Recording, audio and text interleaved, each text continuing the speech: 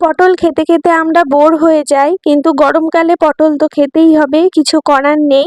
তাই আজ নিয়ে চলে এসেছি পটলের একটি ভিন্ন স্বাদের রেসিপি। খুবই ইজি রেসিপি, একবার খেলেই কিন্তু মুখে লেগে থাকবে। এই জন্য একটি বাটিতে দুমুঠ মুসুরির ডালকে আধ ঘন্টার জন্য ভিজিয়ে রেখে দেব।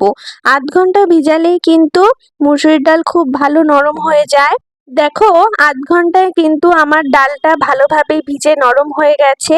এবার ভালো করে জল দিয়ে ধুয়ে নিয়েছি। এখন মিক্সার গ্রাইন্ডারে ঢেলে একটি ফাইন পেস্ট তৈরি করে নেব। জল ছাড়াই এটা কিন্তু হয়ে যাবে, কারণ ডালটা ভিজে একদম নরম হয়ে গেছে। এবার ঝালের জন্য দিয়ে দেব 3টে কাঁচা লঙ্কা। লঙ্কাগুলোর ঝাল কিন্তু খুবই কম, তাই জন্যই আমি 3টে দিয়েছি, তোমরা তোমাদের স্বাদ অনুযায়ী দেবে। নিয়েছি 4টে পটল, পটলগুলির খোসা ভালো করে ছাড়িয়ে নিয়েছি। এবার একটি গ্রেটারের সাহায্যে গ্রেট করে নেব।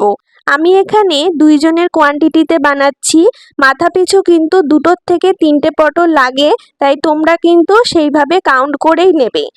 পটলগুলোকে ভালো করে গ্রেট করে নেওয়া হয়ে গেছে। এর মধ্যে যদি বড় বড় দানা থাকে তোমরা কিন্তু সেগুলো ফেলেও দিতে পারো। কড়াইতে নিয়ে নিচ্ছি সর্ষের তেল। এবার তেলটা ভালো করে গরম হয়ে এলেই দিয়ে দেব তাতে কালো জিরে এবং একটি শুকনো লঙ্কাকে আমি ফাটিয়ে 3-4 টুকরো করে দিয়ে দিয়েছি। ফোড়নটা একটু ভাজা ভাজা হলেই এবার আমি তাতে দিয়ে দেব 2 চামচ ডালের পেস্ট। ডালের পেস্টটা আমি 2 চামচই দিলাম, তোমরা চাইলে আরেকটু বেশিও দিতে পারো। ডালের পেস্টটাকে নেড়ে চেড়ে ঝুরঝুরে করে ভেজে নেব।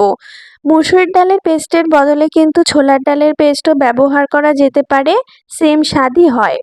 এবার দেখো, ডালের পেস্টটা মোটামুটিভাবে একটু ভাজা হয়েছে, এই সময় দিয়ে দেব নুন। নুনটা দিয়েও আমি ভালো করে মিশিয়ে একদম একটু কড়া কড়া করে ভেজে নিয়েছি। একটা বাটিতে তুলে সাইডে রেখে দেব।